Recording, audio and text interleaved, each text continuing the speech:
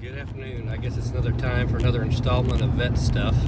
On my way to a farm call, and I figured I'd talk about calving and dystocia and when to intervene and when to cool it. And I guess everybody gets really excited about heifers not calving, and they want to really hurry that up, and then they don't really pay attention to cows. And I guess I'll address the cows first. If you see a cow with her tail up and acting like she's in active labor and straining, and she hasn't done anything in 45 minutes or less, you probably have a problem. And those are usually the ones we have the wreck with. They've got a leg back, or they're a breech or something like that. So usually those are the ugly ones. I very rarely cut a rotten calf out of a heifer. It's usually out of a cow that people didn't figure would have any trouble. So that's one thing is, with heifers, they can monkey around, and they can take 3 or 4 hours to do something. However, you see them in active labor, foot out, water bag out, then we're kind of on the 45-minute timetable. So I guess I'll talk about normal presentation.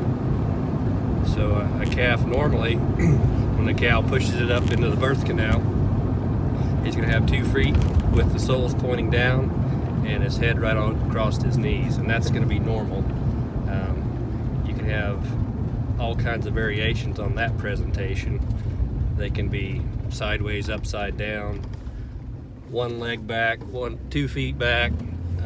They could also have a head turned back to either side, down between their legs, on top. Usually that's a space constraint. She just doesn't have enough room to get all the head and the legs all up in the pelvis at the same time. And a lot of those we can correct and get pulled with a little pressure from a calf jack, and that's not too big of a deal. Please do not use your pickup, 4-wheeler, tractor.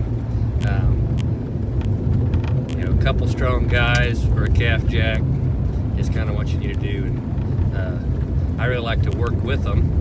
Most of the time I'll give them an epidural too to make things easier. Make sure you have them restrained good, either in a head gate or a halter tied to something. If you have to rope one, make sure you make a halter and put a halter on her. Better yet, just get a halter on her. That's going to give you her best chance of surviving things. Then it's snowing pretty hard here, so I'm trying to pay attention too. So use lube, be clean, disinfect your equipment. I guess I didn't say that. Make sure your equipment's clean and disinfected. Use lots of lube.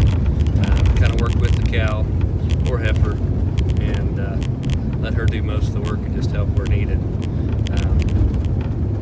If you can correct some of the abnormal presentations, leg back, head back, that's going to be desirable. If it's a backwards calf, go ahead and pull it. Everybody wants to try to turn it around, and I haven't had much luck with it. I just go ahead and pull them. So that's kind of the normal stuff. Anything beyond that's going to require some tremendous intervention, C-sections, fetotomies, that sort of thing. So I guess, if you don't have a good facility for pulling calves, or it's super cold out, a lot of times it's easier just to bring them to me. But I can help you guys figure out what you need as far as a calving stall. There's lots of people that make them. You can buy them, but you need to have a good way to catch a cow. Rope to the bumper of the pickup in the snowstorm is probably not the way to go.